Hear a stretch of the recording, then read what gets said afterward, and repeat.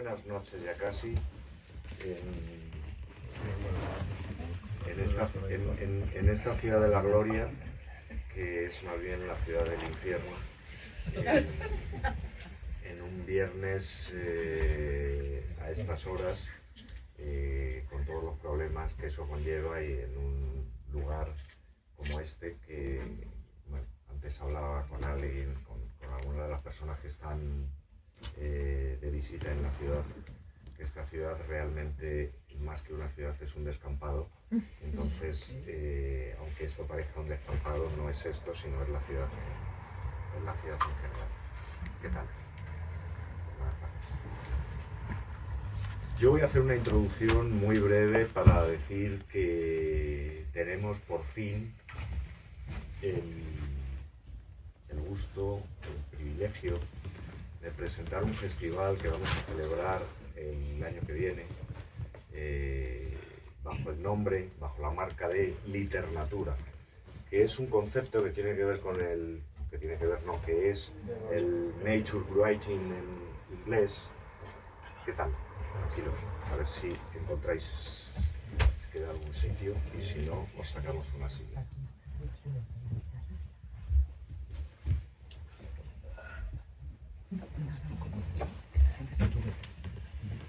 Sí, a lo mejor. Sí. Muy bien. Es toda aquella literatura, pero no solo literatura, es decir, obra escrita, pero no solo obra escrita, también cine, también, ¿por qué no?, música, que mira de nuevo hacia la naturaleza, y que mira hacia la naturaleza, como no puede ser de otra manera, en las artes, de una manera absolutamente diversa. A la naturaleza como problema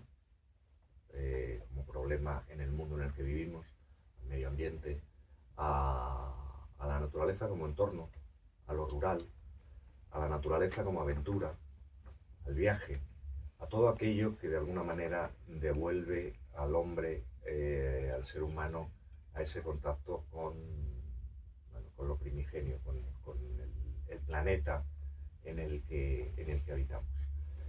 El acto de hoy tiene, por lo tanto, el objetivo fundamental de presentar el festival que celebraremos en otoño del año que viene, un poco menos de un año, dentro de un año,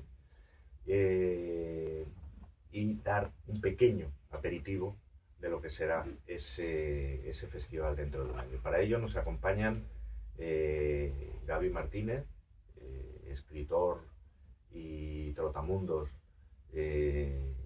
español, que ha venido de Barcelona, que es el comisario del festival, y que nos va a explicar en el primer momento pues en qué va a consistir ese festival del año que viene, cuáles son las expectativas y un poco cuáles son las directrices que va a tener. Habrá, está sin cerrar, como pueden ustedes imaginar, entre otras cosas porque algunas de las personas que tenemos apuntaladas en los catálogos pues pueden morir perfectamente de aquí a un año, con lo cual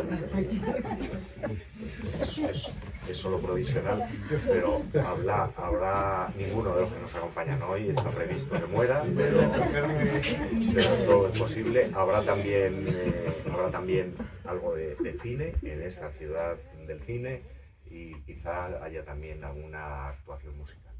Y luego, a continuación, tendremos un panel, una mesa redonda, un debate con Lorena Arroyo, con Josep Zárate y con Jorge Comensal, tres de los sabios que van a marcar perfectamente el perfil de lo que puede ser el festival del año que viene, y que hablarán sobre narrar la naturaleza, sobre esa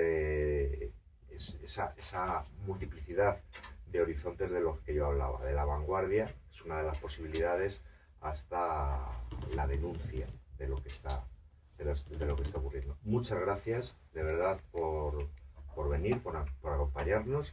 Luego, como saben, pues intentaremos emborracharnos un poco, que es también siempre un motivo de celebración.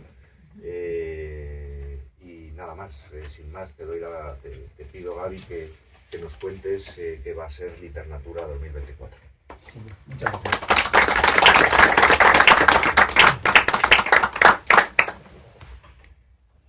Bueno, un placer saludaros. Muchas gracias, Luis, al Instituto Cervantes, a los autores que hoy nos acompañan y a todas y todos por estar aquí para escuchar cómo comienza su andadura aquí en América, diría en toda América, el proyecto de Liternatura. Sobre todo se trata de, aparte de presentar lo que es el festival, introduciros a la palabra, a cómo se crea una palabra como literatura de este tipo, ¿no? Y como todo tiene su historia, os empiezo hablando de lo que sería la mía particular. Yo firmo como Gaby Martínez. Llego a ese nombre después de pensar mucho en cómo nos relacionamos con nuestro entorno, con nuestra cultura.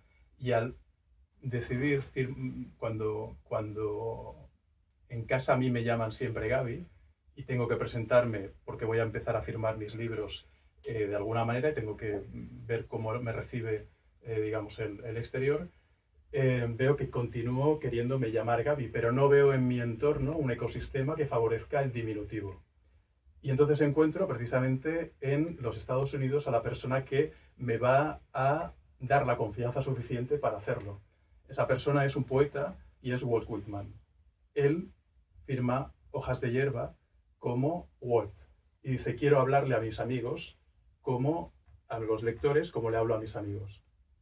Firma como Walt y abre toda una tradición que conecta a Toni Morrison, tenemos premio Nobel, tenemos Tom Wolfe, autores como Tom Spanbauer, tenemos incluso un presidente de los Estados Unidos, Bill Clinton.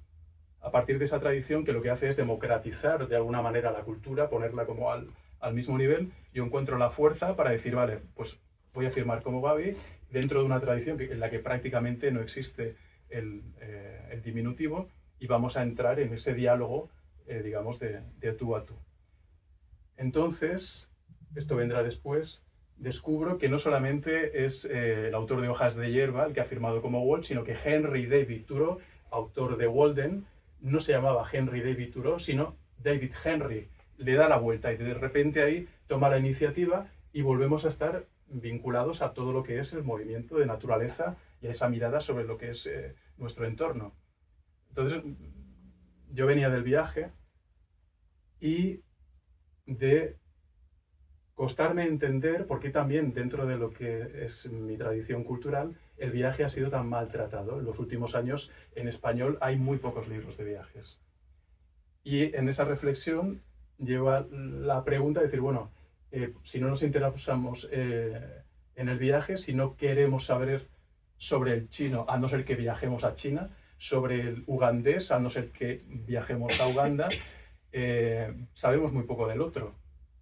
Si no sabemos del otro, ¿cómo nos vamos a interesar por ese otro que es el animal, que es los seres vivos que están fuera de lo que ya es directamente las personas? ¿Cómo nos vamos a interesar por las naturalezas que nos rodean? De nuevo, vuelvo a la tradición, en este caso sería como muy anglosajona, y encuentro que hay desde John Burroughs, Aldo Leopold, los parques naturales que empiezan a desarrollarse aquí, y veo una serie de nombres que me interesan mucho. Empiezo a leer no solamente sobre lo que serían los clásicos, sino a muchos autores que están escribiendo ahora mismo aquí. Podría ser desde Annie Dillard, con una temporada en Tinker Creek, la cual te hace interesante con este libro. Ella publica, empieza el libro, más o menos para que os hagáis una idea, escribiendo sobre una chinche gigante acuática que succiona a una rana. Y con ese libro, donde habla de mantis religiosas, de insectos, de seres más bien que vemos con aprensión, consigue un libro que es considerado uno de los mejores del siglo XX en ensayo, de los 100 mejores publicados en Estados Unidos durante el siglo XX. Tenemos a Elizabeth Toba, que escribe sobre un caracol, con un título que es El sonido de un caracol salvaje al comer. Cuando me acerqué a este libro dije, guau, pero a ver qué es lo que ofrece una historia sobre un caracol, un poco por curiosidad y por ver hasta dónde me podía llevar este tipo de literatura. Después de leer ese libro, y esto está ocurriendo en muchos clubs de lectura con los que estamos trabajando con Literatura, lo que ocurre es que después de leer ese libro, la gente que lo hace no puede dejar de ir a casa y de decirle a su madre, a su hermano, a sus compañeros de oficina, tenéis que leeros este libro sobre el caracol. Es como, no podía imaginar que un caracol me iba a dar tanto. Y seguimos con esa tradición. Lo que ocurre es que hay un momento que no solamente por la literatura, sino a partir de lo que es cada uno tenemos nuestras experiencias particulares que nos mueven en direcciones determinadas. Cuando tuve a mi hijo, él tenía 2 años, nos fuimos un día al Aquarium de Barcelona. Vimos una vitrina donde había un coral y decía, si la temperatura del planeta continúa aumentando, el 90 y pico % de la gran barrera de coral morirá. Esto quiere decir que tomará el color blanco, porque el coral cuando muere adquiere el color blanco, de tal manera que el único organismo vivo visible desde el espacio exterior, con 2000 y pico kilómetros de recorrido, que es la gran barrera de coral australiana, se verá como una gran mancha blanca que será el color de la muerte a la que se ha llevado adelante a este coral. Miré al pequeño, que en ese momento tenía 2 años, y me pregunté si llegaría a ver los colores de la gran barrera. Y ahí entré en una fase en la que no solamente era ya la literatura, sino que era mi propia vida y era la relación con la gente a la que quería, la que me movía a ir en busca de respuestas e incluso de relatos. Y ahí está el kit de todo esto. Al ir en busca de los relatos, percibí que alrededor, en lo que era mi lengua, no encontraba relatos de naturaleza, algo que es inmensamente llamativo. Y te preguntas los porqués. Y vi que cada vez que aludíamos a este tipo de relato, cuando hablaba con alguien me decía, he leído un libro de nature writing. ¿Por qué no teníamos una palabra en español o unos términos para definir a lo que era la literatura de naturaleza? Estamos en Los Ángeles, además, donde se crean marcas de una manera maravillosa. ¿Por qué no crear una marca que de forma fácil, inteligible, entrara de pronto y supieras de lo que te estaban hablando? El no tener esa palabra también significaba y daba un poco a entender la gran distancia que habíamos creado entre nosotros y las naturalezas que nos rodeaban. Y ahí es cuando empiezas a hacerte las preguntas y dices, ¿por qué? Hemos fabricado una costa absolutamente condicionada por la especulación y por el intentar extraer el mayor provecho posible económico de todo el litoral. ¿Te das cuenta? Yo acabo de publicar un libro que se llama Delta, en el cual me he preguntado mucho sobre, por ejemplo, los humedales y el agua.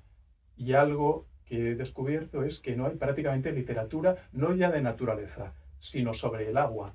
Como en una península, en un país que tiene además 2 archipiélagos estupendos, con unas islas maravillosas, no hay literatura sobre el agua. O sea, es algo como muy alarmante y que te define como sociedad, hacia dónde estamos mirando como sociedad. Y entonces, Latinoamérica, me encuentro también con un paisaje extraordinario, con una naturaleza impresionante, donde tenemos el mismo problema prácticamente. Es verdad que en las novelas, en los relatos, en los ensayos, la naturaleza está más presente en Latinoamérica porque es tan desbordante, tan rebosante, que es algo que casi sin querer te sale. Pero de todas maneras continúa siendo un objeto bastante alejado de lo que es el centro auténtico. Y también te preguntas los porqués y dices, el extractivismo, toda la minería, todo el pensamiento de la naturaleza pensado para apropiarnos y para hacer dinero con él. Con lo cual, no sé cuántos millones eran, 500 y pico millones, decían ya de hablantes. 600, creo. 600 millones de hablantes, y tenemos un vacío descomunal tanto en lo que es literatura de viajes como literatura de naturaleza. Ahí se propone una palabra que es literatura, que es la que nos puede ayudar a comenzar a construir relato que ayude, que contribuya a que nuestras sociedades piensen en su entorno de otra manera. Nos podemos contar el relato, Elon Musk o Stephen Hawking, que dice que este planeta ya no tiene solución y que lo mejor es crear cohetes para irnos y para vivir en otros, recorrer la galaxia, vivir en otros lugares. O podemos articular un relato que nos diga que aquí hay todavía alternativa, que trabajar, por ejemplo, en comunidad, porque lo biodiverso es lo que se alimenta entre ellos, es unos elementos colaborando con otros, el mutualismo de las plantas lo evidencia de manera muy clara, y hacernos fuertes en ese relato y ver que ahí hay una posibilidad, sin ser tampoco, digamos, sectario, sin intentar algo que, para que nos entendamos, algo que a mí siempre me molestó especialmente de lo que es la literatura, por ejemplo, sobre la guerra civil, es que a los escritores se les vea mucho la intención, que se escoren mucho hacia un lugar. Yo tengo mis ideas y por supuesto que me gustaría que el mundo se pareciera más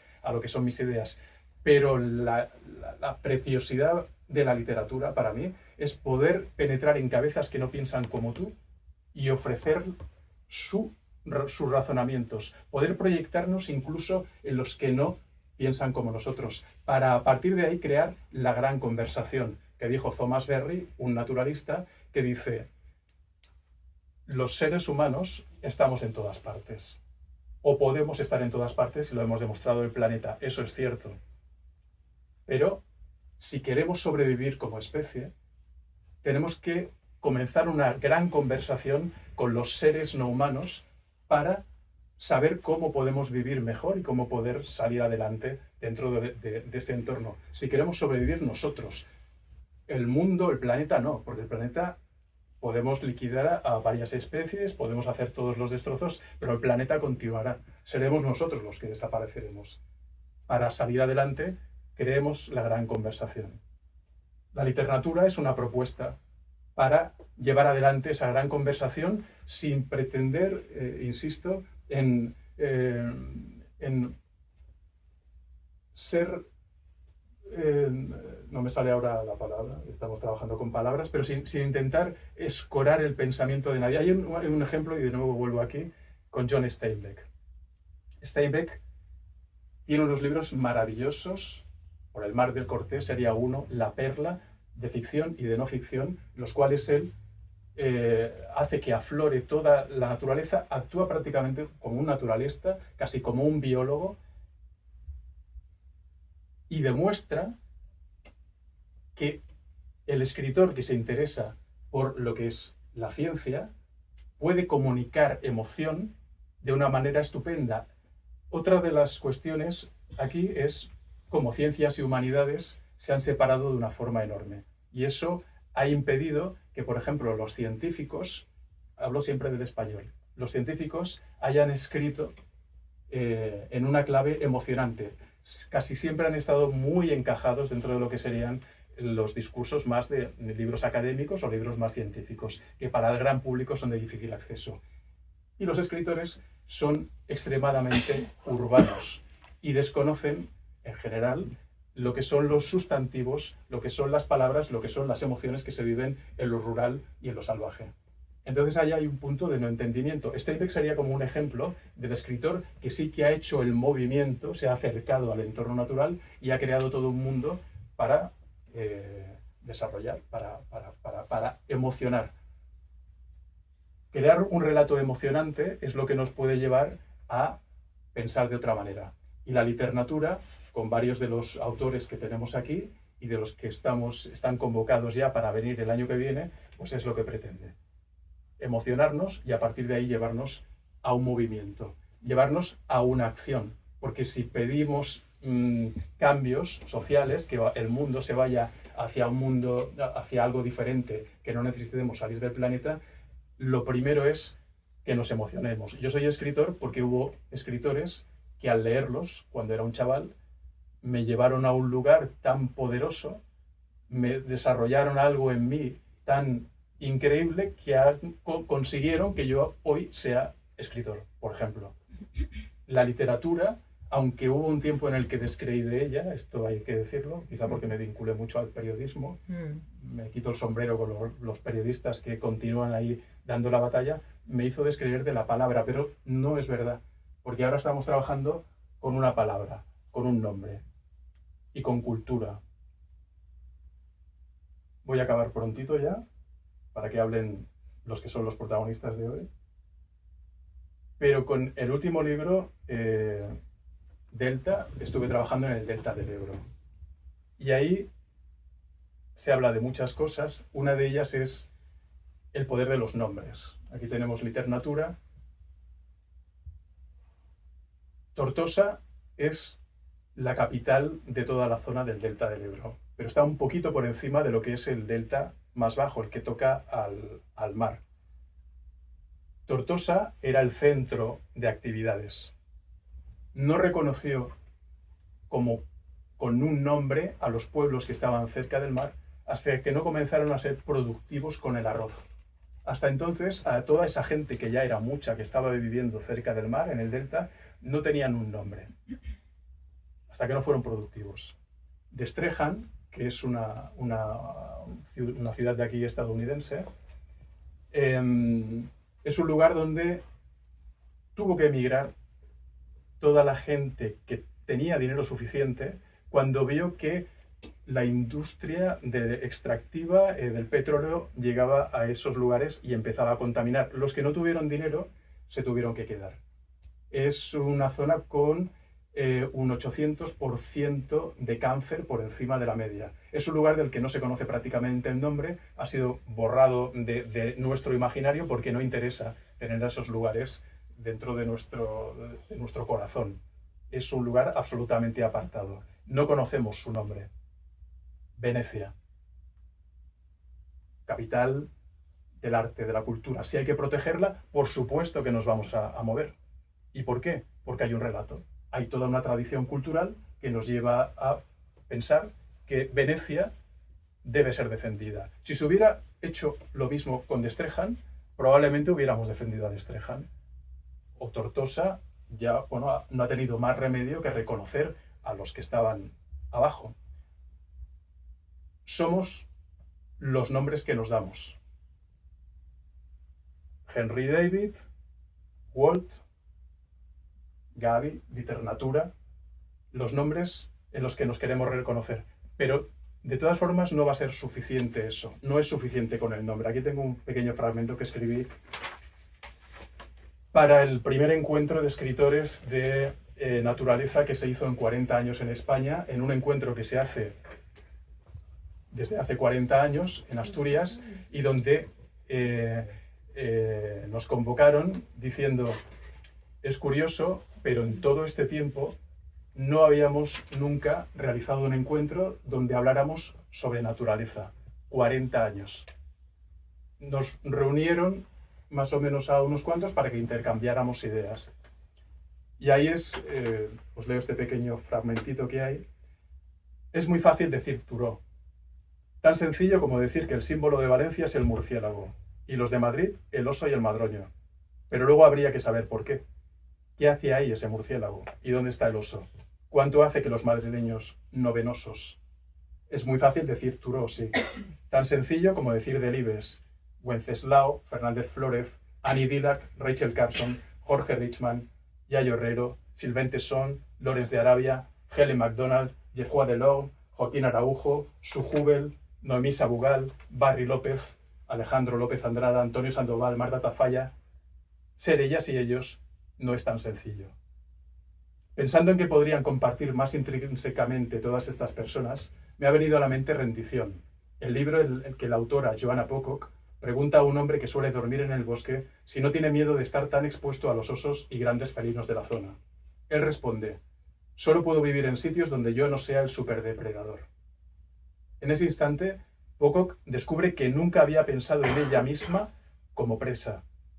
Yo tampoco lo había hecho, la verdad. Quiero decir que no me había detenido a pensarme devorado, a reflexionar sobre esa evidencia de mi lugar en la cadena trófica.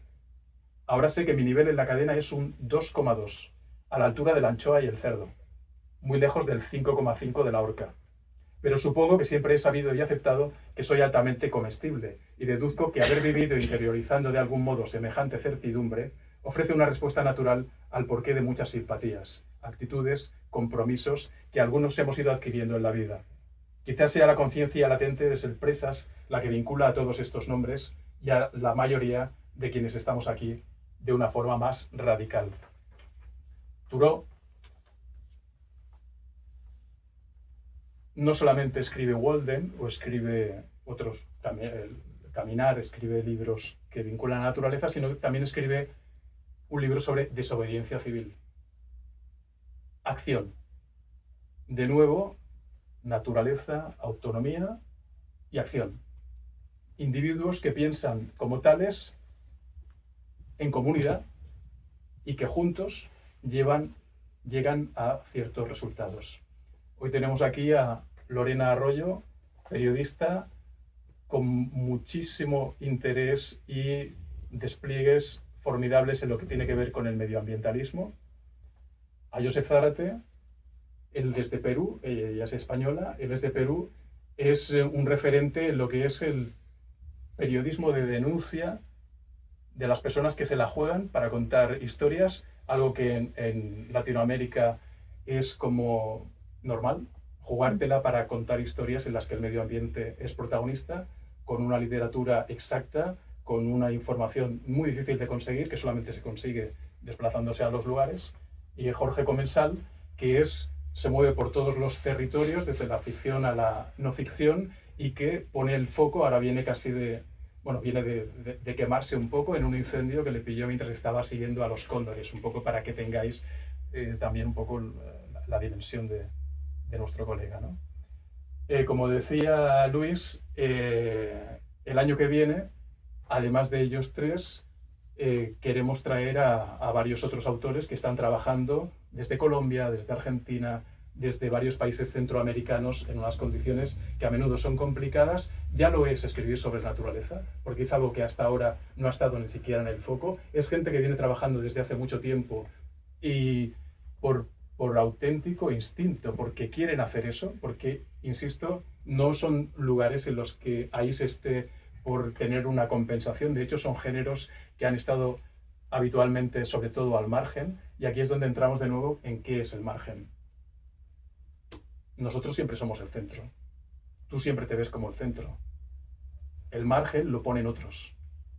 Poner a la literatura, a la naturaleza en el centro, creo que es algo muy importante, y demostrar que también no es que sea centro, sino que es central para lo que nosotros somos, que somos seres vivos y que aspiran a sobrevivir, ¿no? A partir de ahí, además de los escritores, vamos a tener, lo decía Luis, documentales, películas, actuaciones, incluso exposiciones, que tienen que ver con todo lo que es articular ese relato de naturaleza. Porque no solamente la literatura se está haciendo desde los libros, todos esos guiones, todo ese arte que consumimos también de manera audiovisual, ahí detrás hay guiones y hay todos unos relatos muy bien construidos que nos ayudarán, porque esto solamente se puede hacer en red o no será, nos ayudarán a ir construyendo, ir avanzando en un relato, no sé si decirlo, liternaturario mejor, ¿no? Así que ahora doy paso a nuestros colegas para que ellos debatan y para que veáis un poquito cómo es su obra y hasta dónde puede llegar. Y muchas gracias de nuevo pues, por estar aquí.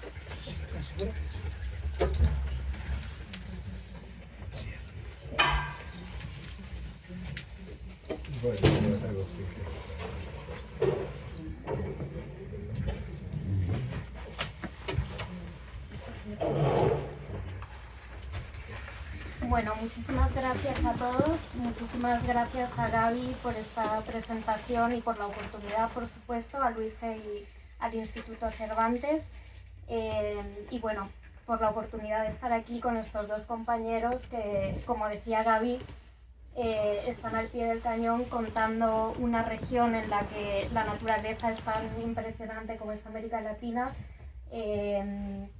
Bueno, para contaros un poquito más de ellos, Jorge Comensal es escritor mexicano. Bueno, su última novela, Este vacío que hierve, tiene a la naturaleza y a la idea del cambio climático omnipresente, un poco quizás más desde el activismo urbano, ¿no? Se sitúa en 2030 y la idea de esa preocupación ambiental, ¿no? En este momento que estamos viviendo es omnipresente. Además escribe para numerosos medios en la región, entre ellos ahora El País, que es el periódico en el que yo trabajo. Josep Zárate es peruano, es escritor y editor, ha trabajado en bueno, dos revistas que fueron un referente del periodismo literario en América Latina, Etiqueta Verde y Etiqueta Negra. Y bueno, también su último libro, que es una serie de crónicas periodísticas deliciosas que se mete en diferentes lugares de Perú, que habla, como decía Gaby, sobre el extractivismo, que es Guerras del Interior. Creo que debe ser un referente cuando hablamos de literatura, literatura en América Latina. Y bueno, me voy a presentar yo, soy Lorena Arroyo. Soy periodista, ahora mismo dirijo una sección en El País, en el periódico español, que se llama América Futura, que es sobre desarrollo sostenible, y reconozco que estando aquí con Gaby y con Jorge y con Josep me siento un poco una intrusa, ¿no?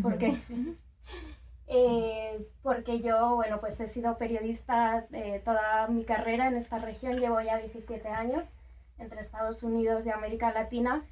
Y bueno, escribir o editar temas medioambientales es algo relativamente nuevo para mí, pero si me pongo a pensar, porque obviamente yo siento que sí que hay un interés en este tema de la naturaleza y del medio ambiente muy grande en esta región, quizás incluso más que en España, ¿no? Y últimamente pues me invitan a muchos a dar conferencias, a dar talleres sobre temas medioambientales, y siempre me siento un poco así, ¿no? Como, ¿pero por qué yo? Y en el fondo, pues me pongo a pensar y la naturaleza siempre ha estado ahí, ¿no? Cuando tú intentas contar como corresponsal, yo viví 10 años aquí en Estados Unidos, pero viajé mucho por Centroamérica, el Caribe, viví también, estuve como corresponsal en Bolivia y en Brasil, y ahora vivo en México. Y cuando tú intentas contar a otro país lo que pasa en el lugar en el que estás, le tratas de trasladar a una realidad muy diferente a la suya. Una manera de conectar que tenemos los seres humanos es describir el entorno, la relación que tenemos con el entorno. Y en esta región es fundamental. Y me pongo a pensar también, lo he pensado muchas veces, nunca lo he dicho públicamente, en una frase que me decía mi padre de pequeña y que siempre me molestaba mucho, ¿no? Yo desde muy pequeña empecé a viajar y mi padre me preguntaba, ¿y de qué viven? ¿Qué cosechan ahí? O sea, yo soy de un pueblo, toda mi familia es de un pueblo de lo que llaman la España vaciada, de Valladolid, en España, que en invierno tiene menos de 100 habitantes. Y mi padre, pues, trabajaba en la Diputación de Valladolid, en el gobierno regional, pero los veranos se iba al pueblo y hacía la cosecha de las tierras de mi abuelo, ¿no? Que ahí había cebada, maíz, cebada, trigo, girasol, maíz es mesoamericano. He trasladado mi otra realidad. Y yo decía, pero ¿qué más da lo que cosechen? ¿Qué más da los árboles que haya por ahí? Y mi padre siempre era las preguntas que me hacía. Y de repente llegué a América Latina, empecé a trabajar y lo primero que yo preguntaba cuando llegaba a estos lugares es ¿de qué viven aquí? ¿Qué cosechan? ¿Cuáles son estos árboles? Porque era la manera perfecta de describir esa realidad y de que conectara con alguien que está miles de kilómetros de distancia y que va a leer esa historia, ¿no? Y siento que para muchos el relato de naturaleza puede ser de alguna manera volver. Yo os quería preguntar, Josep y Jorge, en tu caso, leyendo Guerras del Interior. He visto que para ti también ha sido un poco volver, ¿no? A hacer esas crónicas. Pero ¿qué os llevó a vosotros a hacer estos relatos de la naturaleza, a poner la naturaleza en el centro de vuestras obras? Sí, bueno, gracias por la presentación, y también a Gaby y al Instituto Cervantes por invitarme. Bueno, yo creo que en mi caso particular es bien curioso, porque yo nunca me planteé dedicarme a escribir, ¿no? Cuando yo era pequeño no había, o sea, no escribía un diario como suelen hacer las personas que se llaman a sí mismas escritores o escritoras. Pero yo me crié en una casa, en la casa de mi abuela, ¿no? Y mi abuela fue una mujer, ya murió mi abuela, fue una mujer que nació en una comunidad indígena amazónica. Entonces yo me crié en su casa, y bueno, la selva estaba siempre ahí, ¿no? O sea, yo, por ejemplo, cuando iba a los paseos escolares, en la selva del Perú venden como unos tamales de arroz y pollo, que están envueltos en hojas de bijao o de plátano, y mientras todos llevaban su pollo a la plancha con papas fritas, yo llevaba eso, ¿no? Pero para mí era natural, ¿no? Algo como muy... Sin embargo, una cosa que yo no había notado cuando era niño era de que mi abuela no hablaba mucho sobre ese origen indígena, ¿no? Hasta que ya yo fui creciendo, fui grande, me volví periodista, y sin querer, o de una manera tal vez inesperada, comencé a escribir crónicas, largas crónicas, sobre conflictos que ocurrían en esa geografía, ¿no? En la selva, en los Andes, ¿no?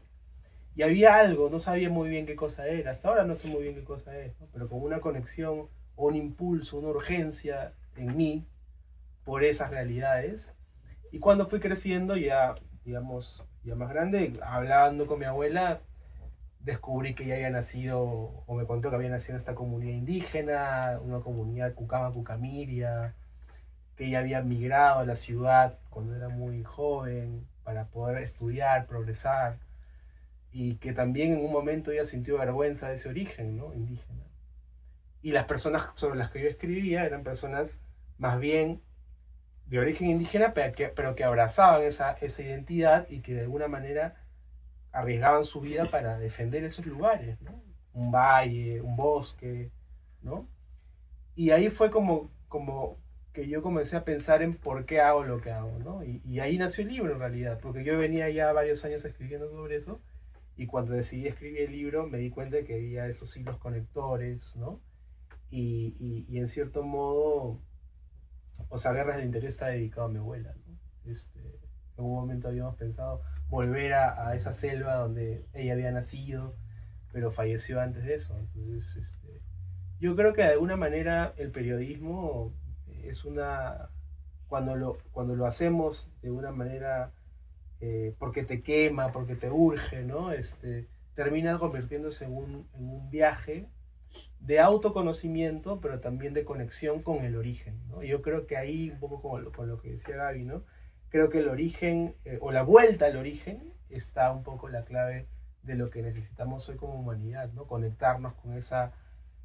No me gusta usar la palabra ancestralidad porque a veces se exotiza mucho, pero volver al origen de la relación primigenia que tiene el ser humano con su entorno, con su propia identidad, etcétera, ¿no? No sé. Es una primera idea que lanzo. Gracias. Jorge, ¿a ti qué te llevó a...? Porque tienes esta preocupación ambiental, que además no lo he dicho, pero tú también te defines como ambientalista y bueno, pues trabajas, por ejemplo, en la conservación del cóndor de California. Cuéntanos un poco por qué te viene a ti esta necesidad de escribir sobre naturaleza. Sí, pues también uno de los agradecimientos al instituto por estar aquí. Estoy realmente entusiasmado por estar en el parto de literatura que Gaby ha trasplantado de España a América, y que comienza en una región muy significativa para mí, justamente por el trabajo con el cóndor de California. Luis G. dijo que tal vez algunos no lleguemos al próximo año, y yo casi no llego a este evento. Cuenta, por favor. Porque aproveché la visita a la región para escaparme antes de llegar a Los Ángeles a Baja California, a las montañas de San Pedro Mártir, donde vive una comunidad de cóndores de California que se acaba de reintroducir hace 20 años allá. Estoy escribiendo sobre ellos, apoyando en la labor de conservación, y me tocó enfrentar un incendio forestal junto con los guardianes del cóndor, junto con los guardaparques, algunos miembros del ejército que trabajan en ese parque natural. Y en primera instancia, como soy escritor, me asignaron el plumón con el que tenía que marcar a quién pertenecía el equipo que iba a usar cada brigada de combate al fuego, pero al final era tanto el fuego y tantos focos donde estaba surgiendo de nuevo que todos tuvimos que ponernos a trabajar, a enfrentar este fenómeno natural que tiene su razón de ser, que tiene sus lados positivos, pero que debido a la acción humana puede ser devastador, y lo ha sido tantas veces alrededor de Los Ángeles también, ¿no? Entonces, esta zona está familiarizada con los efectos de ese fuego antropogénico, pero bueno, por suerte, aparte de romperme los otros pantalones que traía, los otros zapatos que traía, salvé este guardarropa para esta ocasión, y de lastimarme un poco, estoy sano y salvo, y los cóndores también, porque se logró controlar el incendio anteayer. Y lo que me llevó a esas montañas a escribir sobre el cóndor, creo que se remonta también, como dijo Josep, al origen. A mí desde pequeño, cuando me costaba trabajo vincularme con el mundo humano, encontraba en seguir a los animales, a mirar plantas, un alivio, una satisfacción a mi curiosidad, una suerte de amistades que me costaban menos trabajo que las amistades humanas, tal vez con los animales. Y durante un duelo por un matrimonio fallido, me fui a pasar las vacaciones de Navidad hace unos 5 años a la costa donde ellos vivían, como un náufrago de amor, a quedarme con ellos para no estar en el frío de la Ciudad de México, de donde soy. Y desde su departamento, de pronto vi pasar muy rápido un ave enorme con respecto a lo que yo conocía hasta ese momento. Y era un buitre negro, un sopilote, como los conocemos en México. Y comencé a observarlo, y como que yo estaba ensimismado en mi dolor, y el buitre me jaló y me arrastró y me sacó de mí mismo. Creo que esa es una de las virtudes que tiene mirar hacia la naturaleza, salir de nuestro antropocentrismo, egocentrismo, de nuestro encierro. Y me dediqué a observarlos. Le pedí a mi tío prestado sus binoculares y los miraba pasar, los miraba posarse, tomaba nota de sus horarios. Y a eso me dediqué esas semanas, a observar buitres. A partir de ello escribí una pequeña crónica de ese duelo amoroso que se llamó La Hora de los Buitres, en la que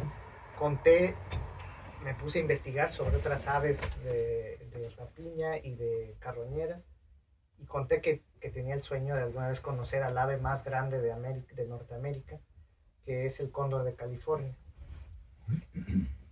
Hoy, viniendo hacia el instituto, pasamos por Mulholland Drive, en la cresta de las colinas, ¿no?, que separan una parte de Los Ángeles de otra, y desde ahí tuvimos el paisaje de las montañas al norte de Los Ángeles, y fue muy emocionante para mí, porque fue en esas montañas donde en 1987, el año en que yo nací, atraparon a los últimos 5 cóndores que quedaban en libertad. Estaban a punto de extinguirse, y con esa pequeña población que resistía en esas montañas, se ha podido recuperar la especie y volver poco a poco a silvestrarla, ¿no? Y trabajar con ellos de algún modo me salva de demasiada del narcisismo que nuestra cultura contemporánea fomenta, promueve. Y entonces creo que es muy saludable para el alma, y además necesario para el bienestar futuro de las generaciones humanas, ¿no? Entonces hay una dimensión estética, una dimensión moral, una dimensión pragmática, en la que escribir literatura y ocuparnos de ella nos puede hacer mucho bien. En la región, sin embargo, como decía Gaby, La naturaleza siempre se ha mirado desde un punto de vista de la explotación, del extractivismo. Cuando miramos esta región con tantísimos recursos, parece el ciclo sin fin del extractivismo, ¿no? Tú lo cuentas muy bien en tu libro, Josep. Tiene 3 capítulos, la madera, el oro y el petróleo.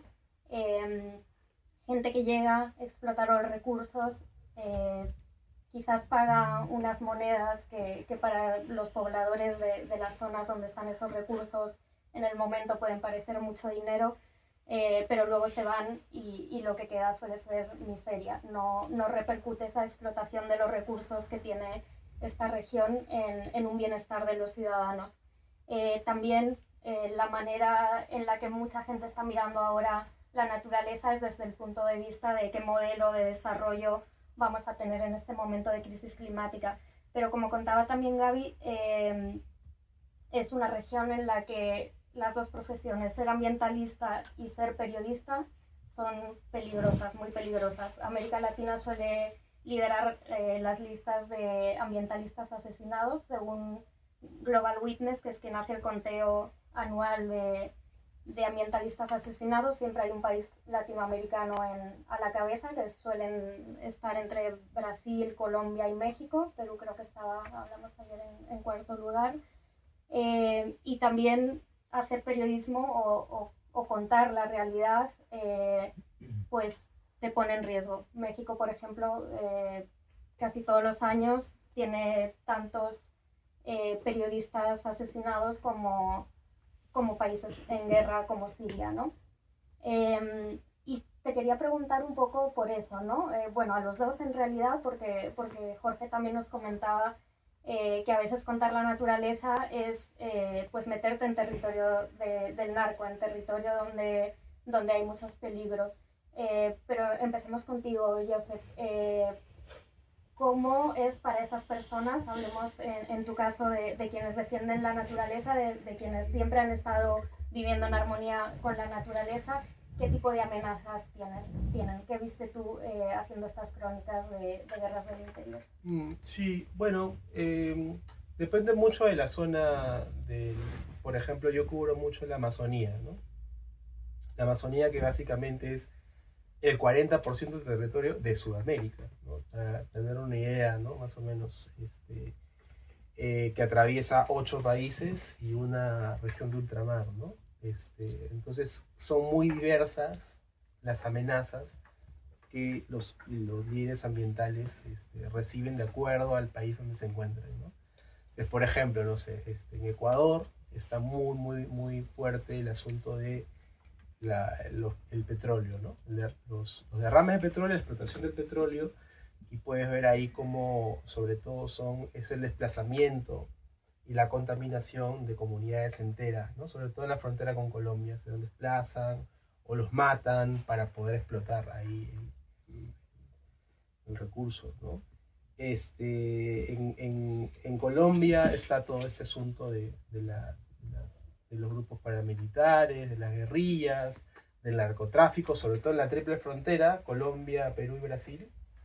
Hay mucho de eso, ¿no?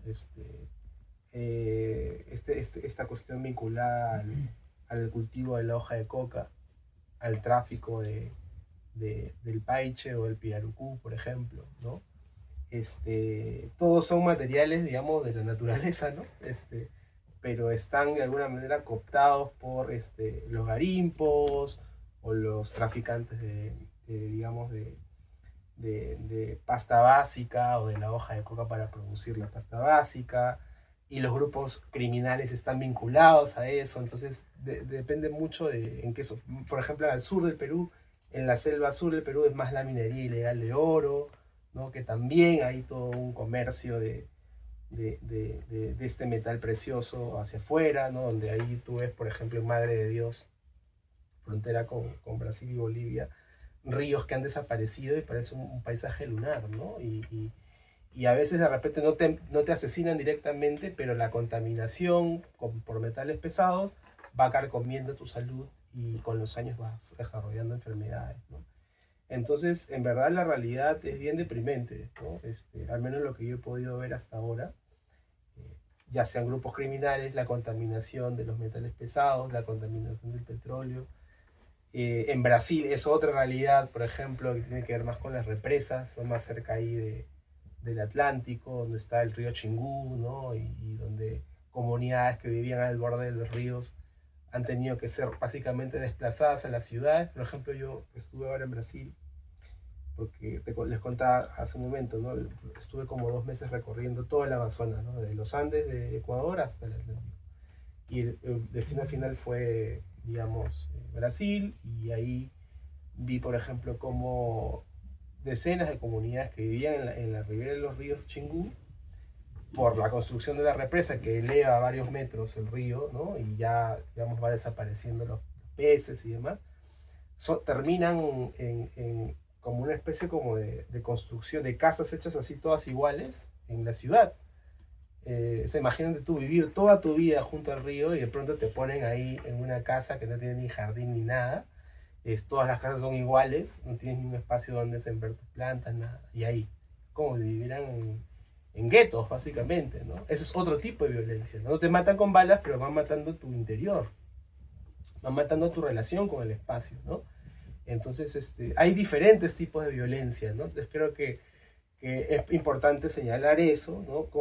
Y es una idea que trabajo en el libro, ¿no? Y con eso termino, que digamos los conflictos socioambientales o los conflictos ambientales no son simplemente cosas que ocurren afuera, ¿no? En las marchas, en las protestas, sino que ocurren primero dentro de uno, cuando tú sientes que ese valle, ese bosque, ese río, al ser violentado, al ser vulnerado, algo dentro tuyo se fractura, ¿no? Se violenta también, ¿no? Y es ahí donde surge esa necesidad de reclamar, de protestar, de poner incluso en riesgo tu vida por ese pedazo de tierra, ¿no?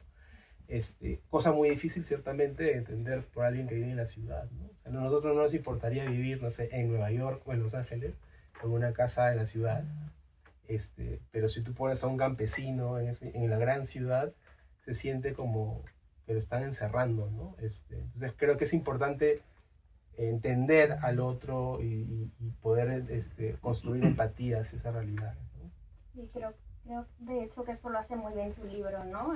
Como no pinta blancos y negros, sino que te ayuda a empatizar con las personas que viven esas realidades. A mí me sorprendió muchísimo, por ejemplo, como en el caso de Máxima Acuña, que es una campesina que ganó el premio Goldman, porque se opuso a una minera, ¿no? En ese momento era la minera de oro más poderosa de Latinoamérica, ¿no? Ahora ya no, pero en ese momento lo era, ¿no? Sí. Pero lo que me sorprendió de esa historia fue cómo el Estado peruano negoció con la minera que iban a secar 4 lagunas, y claro, ¿quién se va a oponer? Casi que le decían a ella que se oponía al desarrollo, ¿no? Pero en realidad a ella le estaban quitando su realidad, su vida, lo que siempre ha conocido. Claro, ese es otro tipo de violencia, ¿no? Más que, yo creo que incluso hasta es más violenta que las balas, ¿no? Y si te pones a pensar un poco, es como una muerte lenta. Jorge, cuéntanos tú un poco tu experiencia. Hablábamos de esa violencia contra los ambientalistas, pero también la dificultad de narrar, ¿no? Como periodista, como escritor, tú te tienes que meter para poder contar bien las historias en las realidades, y la naturaleza muchas veces está en lugares de disputa. Ayer nos contabas un poquito, ¿no? de una de las historias de las que estás escribiendo. Y que no puedo compartir en público justamente porque, claro. Porque pondría en peligro la vida de algunas personas que logran hacer su trabajo ambientalista a partir de ser absolutamente discretas con respecto a lo que ven, que pasa en sus entornos, y que es frustrante como escritor no poderlo compartir, y es tal vez ahí donde también cabe hablar de la enorme valor de la ficción para decir la verdad. Para poder decir verdades a veces hay que mentir, porque de lo contrario puede ser peligroso y puede ser destructivo revelar las confidencias de las personas, ¿no? Y en este caso, por desgracia, México, controlado en muchas de sus regiones por narcotraficantes, es uno de los lugares más peligrosos para defender a la vida silvestre. Puedo contar, por ejemplo, a partir de que Gaby mencionó el libro estupendo de John Steinbeck, Por el Mar de Cortés, que Steinbeck recorrió el Golfo de California o Mar de Cortés en los años 40, y yo pensaba, no sé, él jamás se imaginó al describir este entorno que hoy en día iba a estar controlado por mafias de muy distinto orden, la llamada mafia del mar, los cárteles que se disputan Sinaloa, Jalisco, la península de Baja California. Y ahí, por ejemplo, a mí me ha tocado estar en una panga, en una lancha pesquera, con personas del cártel de Sinaloa, y conocerlas íntimamente y ver que son pescadores por temporadas, transportan droga a otras, transportan pesca ilegal en otra, que han sido, probablemente han cometido crímenes atroces, y que ven el mundo de una manera tan chocante para uno, como ambientalista de ciudad, que te fuerza a abrir un poco tu panorama. Por supuesto tienes que ocultar lo que piensas, quién eres, y proteger a tus fuentes y protegerte a ti mismo de lo que estás viviendo, ¿no? Entonces, ahí donde digo, esto que estoy aprendiendo, que estoy tratando de entender a partir de la crónica, de la confianza de las personas, no lo puedo contar tal cual porque metería a todo mundo en problemas. Pero ahí es donde la literatura también se puede valer de la ficción, de la novela, del cuento, del fantasear, para plantear posibles escenarios de comprensión e incluso, espero, de solución de estos problemas que parecen intratables, sobre todo en el caso latinoamericano. Es esta cuña violenta de despojo de las comunidades tradicionales, ¿no? A partir de la minería, del narcotráfico. Entonces, claro, esa mordaza impuesta por las circunstancias se puede quitar a través de la imaginación en ciertos casos, y también de la paciencia y de la escritura, que pues yo hago mis notas, porque tengo manuscritos, todo lo que sucede lo guardo ahí para el día que haga falta, para el día que sea posible también compartirlo, ¿no? Entonces es un testimonio y una memoria de todas las cosas que hoy en día tenemos que creer. Tu libro, Jorge, siento que siguiendo Joseph es más eso, de meterte en la comunidad, de contar las realidades. El tuyo, que es ficción obviamente, pero apela más a ese ambientalista urbano, como tú te definías a ti mismo, ¿no? Esas preocupaciones cotidianas que tenemos la gente que vivimos en las ciudades. En América Latina el 80% de la población vive en ciudades. Bueno, quizás ahora, no sé cómo lo ves tú, pero quizás la gente joven tiene más conciencia ambiental, pero cómo apelar, cómo llamar la atención de este tipo de literatura, ¿no? De la literatura ante audiencias que están cansadas. Yo, por ejemplo, desde el periodismo me encuentro con esa realidad todos los días, ¿no? O sea, cómo hacer que no suene otra vez a la misma historia, ¿no? Esto, pues lo que contaba Joseph de los asesinatos de ambientalistas, de los conflictos por los recursos naturales, suceden diariamente. ¿Cómo hacer que no suene siempre lo mismo? ¿Cómo concienciar desde la literatura de estos problemas?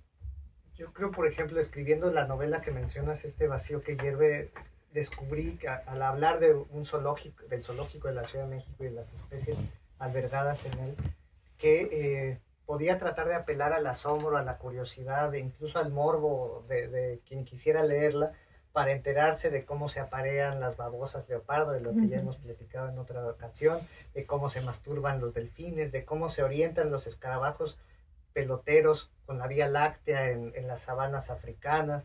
Entonces hay tanta variedad, tanta maravilla, tanta excentricidad en el mundo silvestre, que creo que puede despertar eso, ¿no? Ese asombro, esa curiosidad, y que nos conduzca a valorar todos esos seres tan distintos con los que compartimos el planeta, y que por desidia, por pereza, por codicia, no hacer nada para salvar sus formas de vida, parece absurdo, ¿no?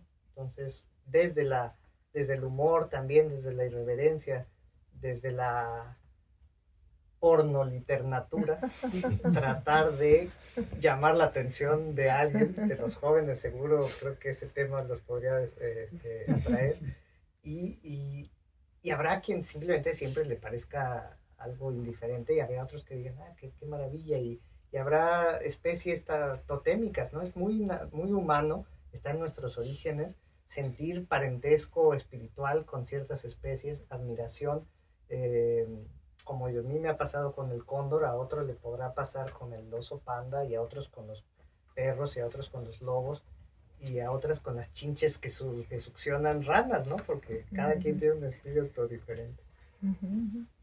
Joseph, a ti te quiero preguntar por otro de los retos, ¿no?, que hemos estado hablando estos días, que es la financiación, ¿no? Quizás si en inglés está más desarrollado este concepto de literatura, de nature writing, es porque hay más lugares que están dispuestos a pagar para que escribas sobre ello, ¿no? Desde medios de comunicación, editoriales. ¿Cómo sorteas tú esa dificultad, ¿no? Porque al final irte... ¿Cuánto tiempo has estado tú ahora en el Amazonas? ¿Has estado...? Que son 2 meses. 2 meses. 2 meses, eso. sí. 2 meses. Cuesta dinero que por lo general no es fácil de conseguir. ¿Cómo se sortea? ¿Cómo conseguimos financiación para poner estos temas en la agenda? Claro. Bueno, en este caso del viaje, hay que ser, digamos, también claros, ¿no? Eso lo pagó la fundación que me llevó y qué sé yo, ¿no? Pero eso es un caso excepcional, ¿no? No es lo que termina ocurriendo siempre. No sé, les ponía el ejemplo temprano, ¿no? Estas 3 historias de guerras del interior del libro, cada una es una crónica donde este recurso natural, la madera, el oro, el petróleo, digamos, son como especies de metáfora, ¿no?, del progreso, ¿no? Entonces, cada crónica gira en torno a ese material. Esas crónicas las hice con mi dinero, ¿no? O sea, me iba, no sé, 2, 3 meses al lugar y juntaba plata, me becaba a mí mismo. La beca Joseph Zarate de periodismo narrativo. La voy a pedir. Sí. La ganas, y bueno, y hacía las historias y bueno, tú sabes, ¿no? Que tenemos tantos años en ese medio. Desgraciadamente los medios de comunicación pagan un dinero, ciertamente, pero comparado con la inversión de tiempo, de esfuerzo y de investigación no compensa, ¿no? Entonces a veces uno tiene que o poner su plata o de repente acudes a alguna beca, hay una ayuda, ¿no? En mi caso particular, yo soy muy malo consiguiendo financiamiento. No, recién ahora estoy como, ¿no? Viendo otros lugares, ¿no? Pero yo creo que si una historia te quema, si una historia hay en ti una necesidad de contarla, lo vas a terminar haciendo, ¿no? O sea, ya sea que tengas que ponerle tu dinero, de repente puedo ser un poco romántico ya en lo que estoy diciendo, y creo que conforme uno va envejeciendo, se va acabando un poco a poco ese romanticismo, porque ya si estás casado, tienes hijos, ya es como ya tienes que, ¿no? Pero en mí todavía hay eso, ¿no? Hay eso y yo quiero pensar que espacios como ¿no? Como Literatura, el festival, ¿no? Va a hacer que los medios de comunicación o organizaciones interesadas en contar historias para poder construir pensamiento crítico sobre nuestra relación con la naturaleza, va a ayudar a que los escritores, escritoras, periodistas que cuenten este tipo de historias puedan tener un apoyo, ¿no? Para poder hacer ese trabajo. Ciertamente, como decía en su momento, vi una entrevista a Alma Guillermo Prieto, ¿no? La gran cronista mexicana, le preguntaban ¿qué diferencia existe entre el periodismo anglosajón y el latinoamericano, ¿no? Y ella decía el dinero. La única... No lo había escuchado. Sí, la diferencia es el dinero. Y es verdad. Y es verdad, ¿no? Es el dinero. Yo creo que quiero pensar, ¿no? Que esas cosas van a ir cambiando. No sé si eso pasa, pero hay que pensar que puede cambiar, ¿no?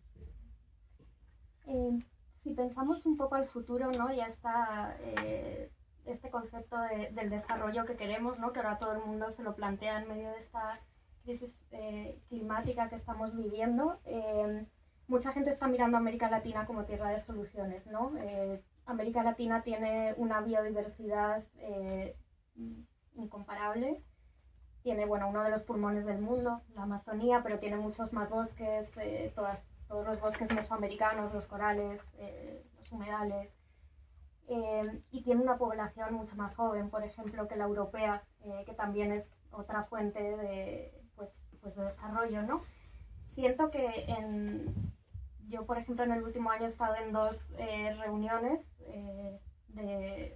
una la cubrí personalmente y otra gente de nuestro equipo, de ministros europeos con ministros latinoamericanos, una de presidentes que fue en Bruselas, luego hubo otra en Santiago de Compostela, y se mira a América Latina nuevamente eso, como tierra de soluciones, porque aquí está la biodiversidad y también es un poco el momento de plantearse no repetir esos ciclos de extraer, sino de producir en esta región y de que también el desarrollo se quede aquí.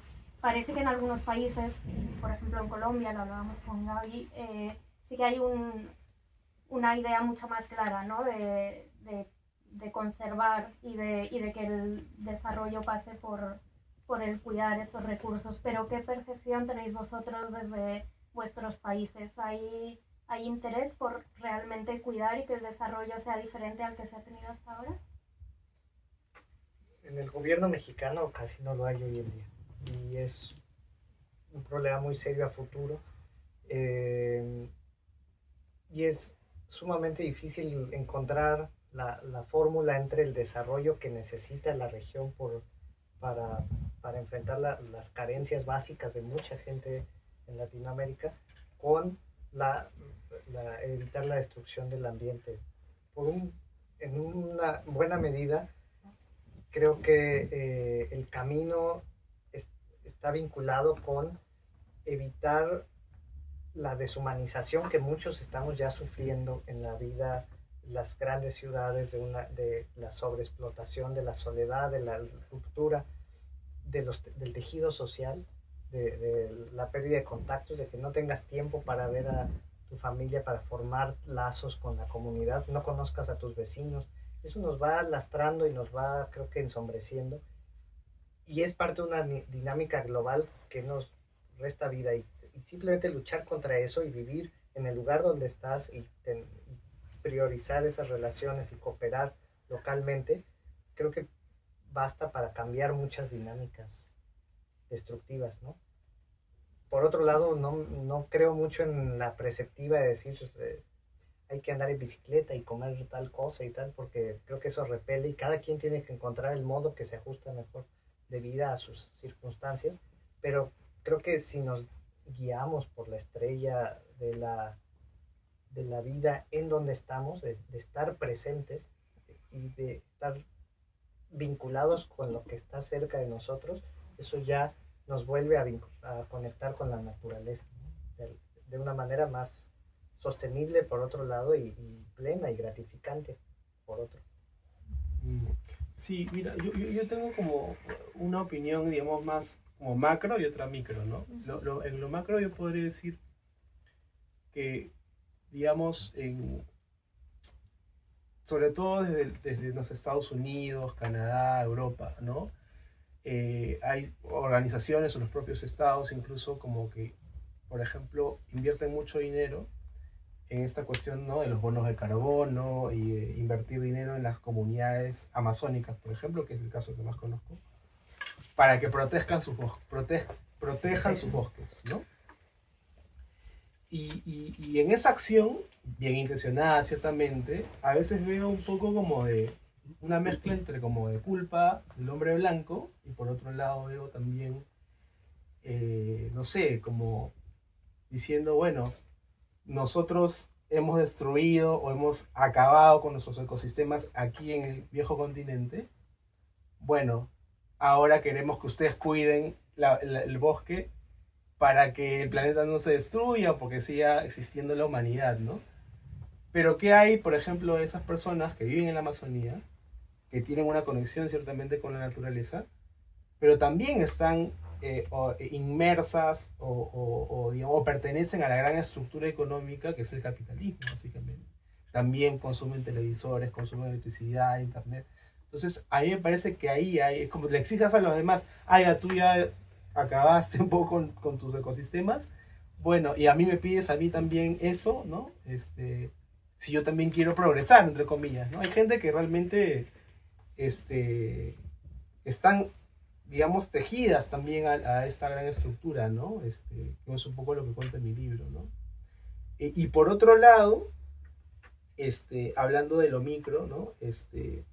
Cómo precisamente este desencuentro, este choque de varias concepciones de lo que es el progreso, estuve en Colombia, ¿no? En una comunidad, en una ciudad amazónica que se llama Mitú, que está muy cerca de la frontera con Venezuela.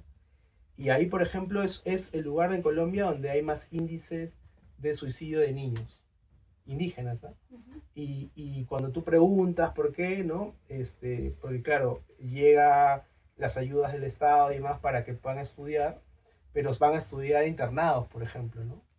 Y salen, los sacan de sus comunidades, o salen de sus comunidades y se van al internado y ahí sufren racismo, sufren discriminación, ya no ven a sus familias mucho tiempo, ¿no? Y debido a esta violencia terminan quitándose la vida, ¿no? Muchos niños, ¿no?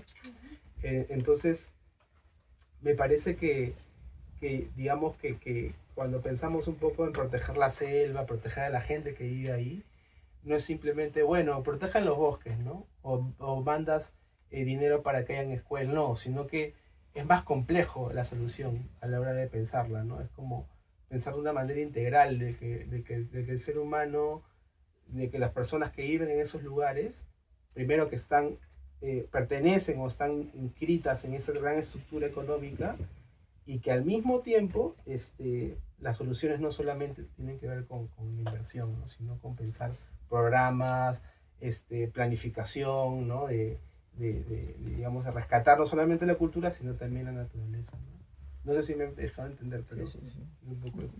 Por ejemplo, en esto, en América Futura, en la sección que yo dirijo, tratamos de contar mucho historias de soluciones, ¿no? Es un tipo de periodismo que también siento que se hace bastante en América Latina, que es soluciones que han funcionado en algunas comunidades, y creo que es fundamental no dejar de escuchar lo que está funcionando, porque además la realidad que funciona en un sitio no tiene por qué poderse replicar en otro. Yo, por ejemplo, estuve justamente para el lanzamiento de la sección en un caso que a mí realmente me impresionó, en el corredor seco centroamericano, en Guatemala, en el área de Chiquimula, y contamos la historia de un campesino que estaba a punto de emigrar a Estados Unidos porque ya las tierras estaban completamente secas. No pudo, porque quien le iba a prestar dinero aquí, pues en el último momento se echó para atrás, no le dejó dinero y se metió en un programa de adaptación de suelos y cultivos, ¿no?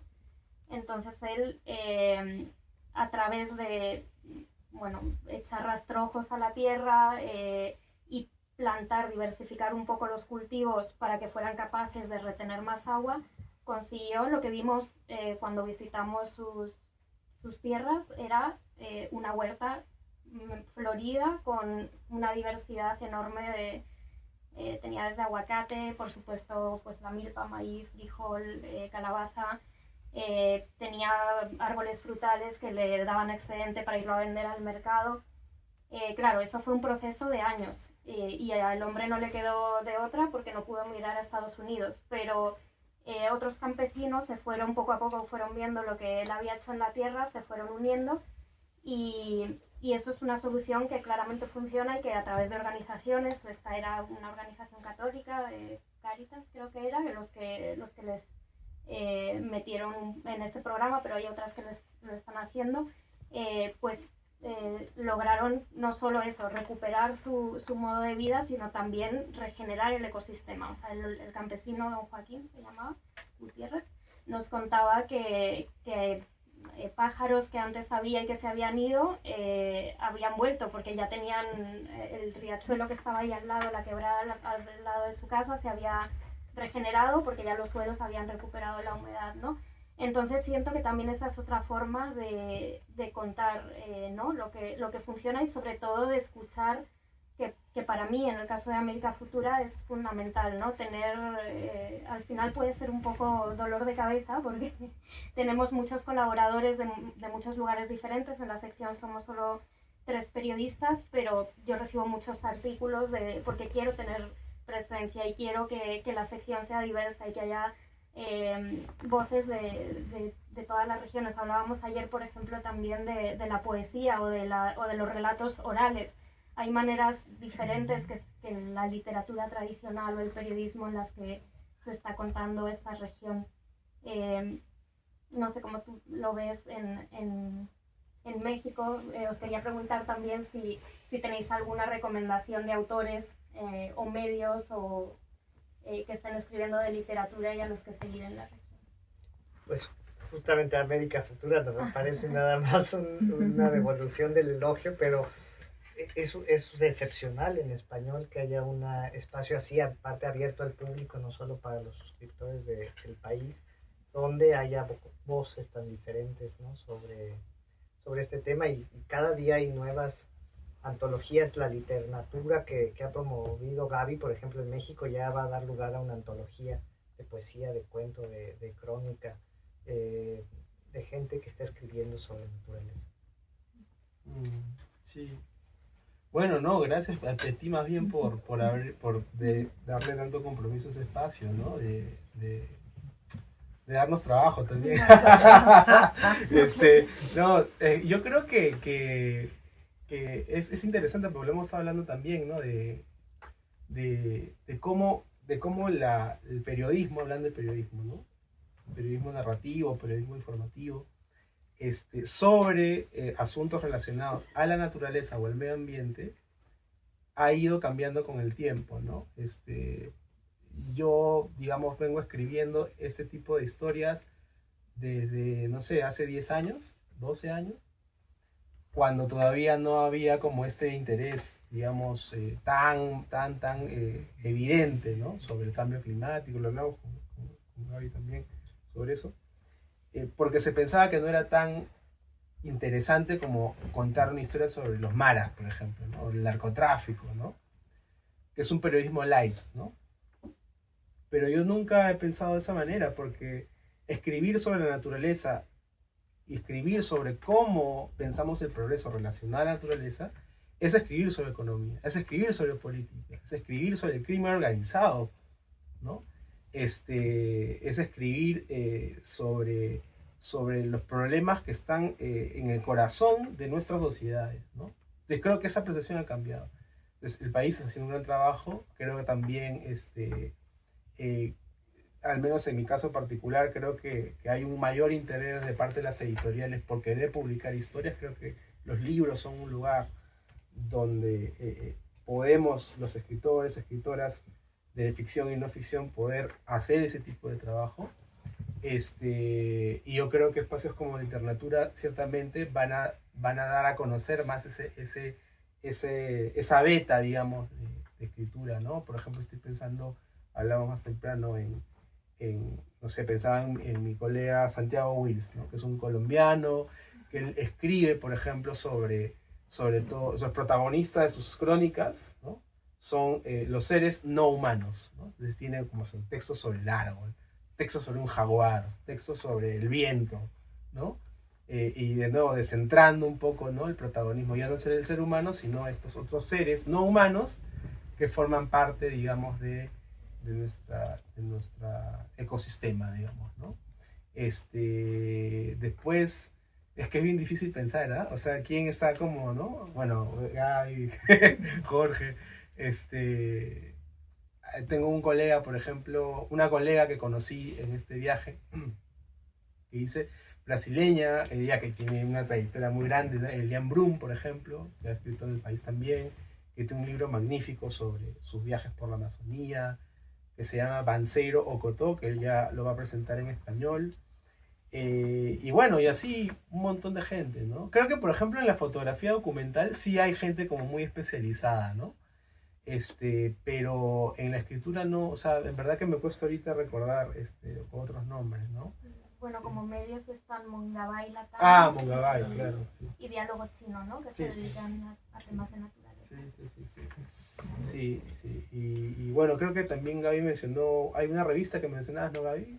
Carátula. Carátula, por ejemplo, ¿no? Para hacer un monográfico en concreto. Sí, bueno, en su momento existía Etiqueta Verde, ya no existe más. Pero hace falta, ¿no? Una revista así como más, ¿no? Es una buena idea para... Sí. Bueno, me gustaría, como nos quedan unos minutos para cumplir la hora, dejar espacio por si alguien quiere hacer alguna pregunta. Yo voy a hacer una pregunta, perdonadme, creo que muy breve. Quiero que Jorge nos cuente cómo se masturban los delfines. Es muy divertido. El caracol. Pues los que se han observado hacerlo, que son pocos, han logrado hacerlo partiendo pescados por la mitad. Estos son machos, obviamente no sé las hembras cómo lo puedan hacer, y penetrando los cuerpos de sus pescados. Y hay videos de ello incluso. Son animales inteligentísimos y por lo tanto también perversos como nosotros los humanos. Pero la babosa era la que era más divertida, ¿no? ¿Cuál era? Pero esa no es masturbación, esa es la cópula natural entre dos animales hermafroditas que se envuelven y se penetran mutuamente también. Para romper los esquemas rígidos de la sociedad tradicional sirve de mucho la zoología. El cóndor mismo, por ejemplo, el cóndor de California, pues tiene una nutrida comunidad LGTB o LGBT, no, tiene tríos, divorcios, parejas monógamas vitalicias, hay de todo en la sociedad del cóndor también.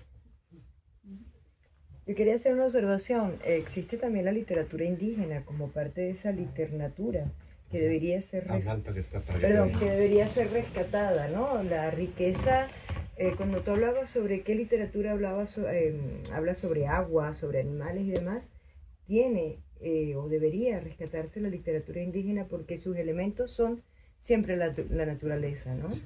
Y con respecto a lo que tú hablabas de cómo se iban secando, una de las principales causantes de las grandes contaminaciones de las tribus específicamente del Amazonas fueron las caucheras, específicamente Goodyear. Y fue denunciada hace muchos años y Venezuela fue uno de los principales denunciantes sobre lo que sucedía con las caucheras. Ellos llegaban y contaminaban los ríos. Estas tribus indígenas eran principalmente nómadas. Entonces su instinto natural no era curarse a través de la medicina tradicional o la blanca, sino emigrar. Una vez que emigraban ya no eran territorios que usaban los indígenas y podían ser explotados por la Goodyear. Años, estoy hablando de los años 80, sobre denuncia de estos casos. O sea que eso ha sido el tema de Latinoamérica desde hace mucho tiempo y tienes razón con respecto a cómo crecer industrialmente, cómo ser competitivos con la Europa capitalizada y económicamente fuerte y la debilidad de América, ¿no? Sí. Sí, bueno, lo del caucho en la Amazonía es una historia terrible, ¿no? Todo este genocidio que sucedió a finales del siglo XIX, principios del XX, y que paró solamente porque Inglaterra pudo comprar unas semillas de caucho en una zona de Brasil, donde estaba un lugar que se llama Fortlandia, ¿no? Exactamente. Y llevaron las semillas digamos, a la India, por esa zona, y pudieron ahí replicar el cultivo del caucho, y ahí se terminó el apogeo del caucho, ¿no? Solo por eso, porque si no hubieran seguido, ¿no? Pero sí, ahora, así como hay ciclos, ¿no? El caucho, luego la madera, el petróleo, ¿no? Ahora, por ejemplo, hablando de la economía verde, ¿no? De los bonos de carbono, hay casos en Colombia, por ejemplo, que se sabe, otros colegas están viendo eso, de asesinatos a líderes indígenas porque se oponen, digamos, a que el bosque, porque ellos viven del bosque, entonces, claro, si hay una inversión de dinero para que no toquen el bosque, entonces, ¿de qué van a vivir, no? Entonces hay líderes que se oponen a eso y los asesinan, ¿no? Pero también hay Venezuela, a través de la red eléctrica, trabajó un tiempo con una serie de arquitectos, específicamente con la tribu Pemón, para poder llegar a acuerdos con ellos de cómo poder hacer un crecimiento sostenible, ¿ok? Para las represas y demás. O sea que sí hay, efectivamente, en América Latina bastante impulso a tratar de conciliar, ¿no?, el desarrollo industrial. Lo que pasa es que son pocos Sí, y de pocos sí. recursos. No sé cómo será en México, ¿no? Pero al menos de lo que yo he podido ver, es que el problema no es tanto de las alternativas, ¿no? Ujú. Alternativas hay leyes Es la incluso, ¿no? sostenibilidad, claro. El asunto es cómo nuestros gobiernos piensan el progreso. En el Perú todavía se sigue pensando que el Perú, la única manera de poder llegar al primer mundo, ser un país del primer mundo, es a través de la minería, ¿no? Entonces, mientras se siga pensando de esa manera, se siga pensando el progreso de esa manera, esos esquemas de violencia se van a seguir repitiendo. Entonces, no sé, en México me imagino que es igual, ¿no? Sí, eso.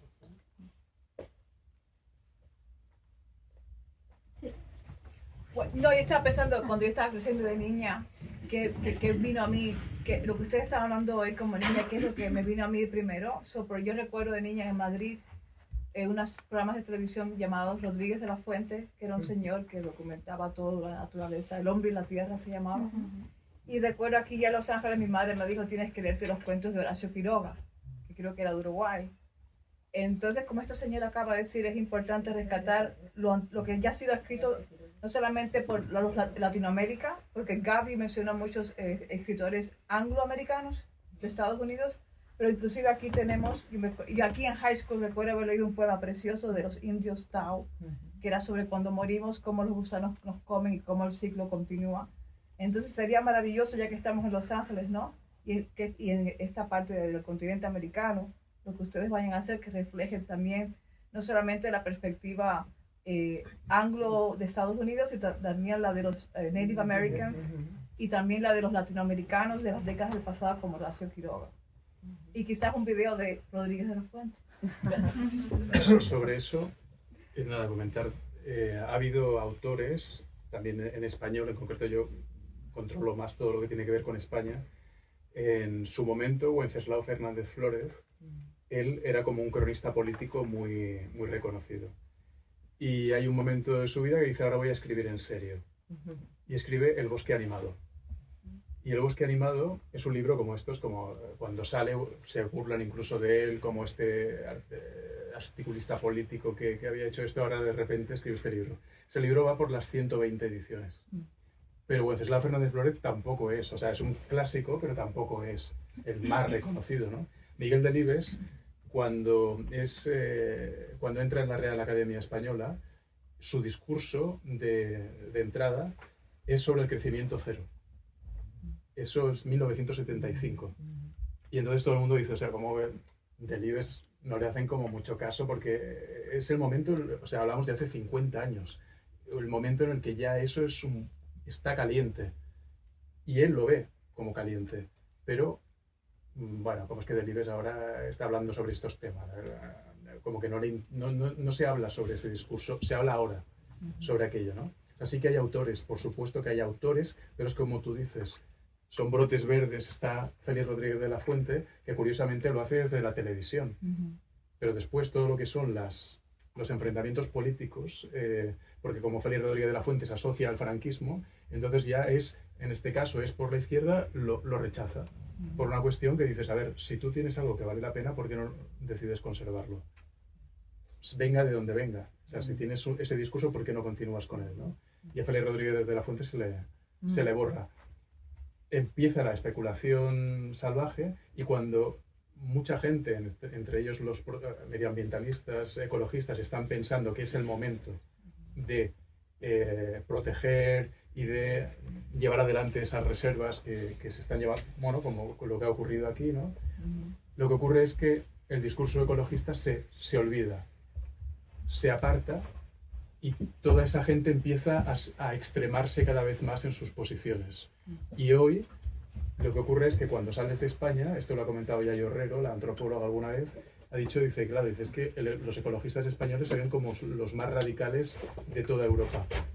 porque como la brecha ha sido tan grande, se ha extremado tanto el ignorar las propuestas medioambientalistas, los que lo eran han ido extremando sus posiciones y ahora la distancia entre unos y otros es radical. Y eso ocurre en nuestra lengua. Quiero decir, y por eso, y estamos hablando de asesinatos, en un lugar donde la situación todavía es más precaria, porque no es el primer mundo, claro, como conocemos. Entonces, quiero decir, si nosotros no fuéramos primer mundo, pues probablemente a la gente que protesta en España la hubieran... Bueno, a mí me han intentado censurar. Yo tengo 2 libros de los que no puedo hablar por contrato. Porque al final, como escribí los libros, pero luego tenía que cobrarlos, tuve que elegir entre no tirar el libro adelante, o sea, tirar el libro adelante por mi cuenta y a ver qué pasaba, o quedarme con medio año de mi vida colgado sin dinero. En otras circunstancias, en otro país, pues a lo mejor hubiera tenido otro tipo de problemas. Son esas historias que dices, claro que tú tienes uno. O sea que he dicho que a lo mejor alguno no llega vivo, pero a lo mejor son muchos. Pero ustedes no van, una pregunta ahí, porque me estoy pensando yo de niña, ¿no? ¿Ustedes han considerado alguna vez hacer un libro para niños? Es decir, que no pueden cambiar las opiniones de los que ya son adultos, pero quizás llegar a los niños con algún libro en un futuro. O sea, a mí me ha pasado muy curioso que Guerras del Interior, hay colegios en Lima, que han, o sea, colegios sobre todo privados, ¿ya? Pero tipo de segundo, tercero, secundaria, bueno, no son niños, pero tienen 12, 13, 14 años, que lo incluyen mi libro en su lista de libros del año, ¿no? Y los leen y me invitan, y hacen unas tareas, exposiciones sobre el libro, ¿no? Y eso a mí me emociona un montón, porque claro, o sea, yo ya hubiera querido tener 12, 13 y leer algo sobre lo que ocurre en mi país, ¿no? No hay ese tipo de libros, ¿no? Pero nunca me lo planteé, por ejemplo, ¿no? Eso, ¿no? Pero no sé, de repente... Quizás el Cervantes lo pueda publicar, ¿no? Mandadme los manuscritos. Sobre eso, Robert Macfarlane, que es como uno de los grandes referentes de Nature Writing, él ahora mismo acaba de publicar un libro que es un poco en esa onda. Yayo Herrero, a la que mencionaba antes, siempre ha escrito desde la ciencia, más desde la antropología, y el año pasado publicó un libro de relatos, porque se dan cuenta de que es a partir, primero hay que hacer cantera y crear emoción.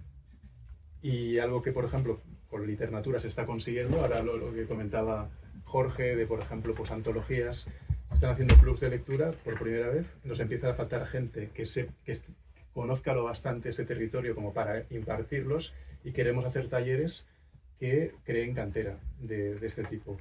En las librerías se empieza a abrir las secciones literatura. Hay residencias para escritores de literatura y estamos haciendo festivales de todo esto, pero todo esto acaba de empezar. Pero sí que lo importante es crear cantera, que los chavales vean que ahí hay una posibilidad de escribir. ¿Hay otra pregunta por ahí? Sí, más que una pregunta es un comentario o una curiosidad que tengo, porque durante toda la charla nadie ha mencionado la palabra sostenibilidad y al final creo que todo redunda un poco en lo mismo. No sé si es casualidad o se está evitando usar esa palabra o ese término por alguna razón en particular, cuando al final es un poco pues, lo que se está hablando aquí, ¿no? De conseguir el equilibrio, la armonía entre la riqueza y el desarrollo de los pueblos, ciudades, países, etcétera, la economía, respeto al medio ambiente y el bienestar social. No sé, me ha parecido curioso. Nadie la ha usado. A mí, por ejemplo, la sostenibilidad no me ha atraído tanto como concepto, porque más que sostener lo que hay, me interesa transformarlo, cambiarlo y claro, sostener pero la otra forma de vida. busca que las generaciones futuras tengan un planeta mejor y encuentren recursos, porque ahora, bueno, pues ya el planeta Tierra no da para autoabastecerse. Entonces, al final es un poco lo mismo y simplemente es eso, apuntar que me ha chocado que ninguno ha usado la palabra sostenibilidad, ni incluso Gaby al principio al hablar de literatura, el concepto, etcétera. Sostenibilidad es una palabra, te diría que igual es demasiado política. Y lo que ocurre con esto, fíjate, aquí voy a utilizar la importancia de las ciudades y te hablaré de las supermanzanas, que es una idea que desde Barcelona se ha proyectado y he vivido muy directamente. De hecho, tengo un libro cortito hablando sobre la creación de las supermanzanas y que ayuda a entender un poco por qué igual, a lo mejor de forma inconsciente, huimos de ese tipo de términos, ¿no? Y antes hablaba de desobediencia civil. Lo que ocurre es que tú, por ejemplo, cuando dices el concepto supermanzana es regenerar los centros urbanos, renaturalizarlos, para que desde las ciudades se piense en clave de naturaleza, porque de esa manera, como es donde se construyen los discursos, de esa manera igual es más fácil intervenir luego también en lo rural y en lo salvaje. La ciudad, el discurso que proyecte la ciudad va a ser el discurso que cale y si queremos transformar algo va a ser desde lo que ahí se haga. En Barcelona se creó un concepto que es supermanzana, que ya se está ejecutando en algunos lugares, pero de una manera muy costosa, muy precaria, solamente se hace en algunos lugares porque hay grandes lobbies y hay intereses que no permiten que eso se lleve adelante del todo. Si tú entiendes la idea supermanzana como tal, al margen de ideologías, es imposible de atacar, creo, desde mi visión. Pero de repente, mientras sí que conocemos quién es el creador de las manzanas del ensanche barcelonés, Ildefons Cerdà, un urbanista que está en el ecosistema del imaginario de todo el mundo, cuando hablas de supermanzana, se habla de políticos, se habla de los administradores. Nadie sabe quién es la persona que ha pensado las supermanzanas, por qué las pensó y cómo las pensó. Y eso es fundamental, es decisivo para entender qué es una supermanzana. La apropiación que han hecho, en este caso, no digo que siempre sea así, pero la apropiación que ha hecho el político, que en este caso sería el administrador, de una idea que es creatividad a partir de la experiencia vivida por un individuo que lleva a transformar eso, hace que reivindiquemos, y esto creo que es muy importante, desde el arte, aunque hablamos de periodismo, pero el periodismo hecho arte, reivindiquemos al individuo, artista, creador te diría, al individuo creador, por delante de lo que sería, en este caso, el político administrador. Porque el político no deja de venir de ser un brazo de lo que es su sociedad civil. Y entonces yo no lo sé si es por una cuestión más instintiva, que se rechace la palabra sostenibilidad, ¿sabes? Discrepo de esto porque para mí, en este caso de esto que cuentas de Barcelona, no sé, no puedo opinar, pero sostenibilidad es algo que está en manos de todos nosotros. Y si realmente queremos crear un planeta, salvar los animales y bueno, todo esto que se ha estado comentando, tiene que empezar por uno mismo, no es de los políticos. Empieza con reciclar y todo el mundo pone su granito de arena. Sí, yo puedo decir algo, ¿no? Claro. O sea, yo no la uso porque me parece una palabra, bueno, más allá de lo que acaba de decir Gaby sobre el uso político de la palabra, es una palabra que se repite tanto y en tantos discursos, no solamente de los gobiernos nacionales, sino también de las empresas que contaminan. Ellas también hablan de ciudades sostenibles, países sostenibles. O sea, se ha usado tanto que se ha vaciado de contenido, para mí. Y además que como escritor no me gusta usar mucho esa palabra porque es una abstracción, o sea, no te dice nada en realidad. Para un lector común, sostenible es como hablar de deforestación o hablar de resiliencia, ¿no? Puedes entender más o menos de qué se trata, pero no te trae imágenes a la cabeza, ¿no? Entonces, yo creo que así como se ha inventado la palabra literatura, está bueno como pensar en otras maneras de hablar de lo que estás diciendo. Estoy de acuerdo contigo, ¿no? El asunto es que por más que todos reciclemos y que todos querramos que las ciudades sean sostenibles, creo que depende mucho también de quienes nos gobiernan, porque finalmente se trata un poco de políticas públicas, ¿no? De quién elegimos como nuestros gobernantes, de qué participación ciudadana tenemos. Creo que pensar que somos individuos, pero pertenecemos a una red, a un tejido, y que esos tejidos obviamente obedecen también a a quién ponemos como nuestros políticos, gobernantes y demás. Yo creo que tiene la sostenibilidad, si es que podemos alcanzarla algún día, tiene que ver con atacar, si puedo usar la palabra atacar, esas estructuras, ¿no?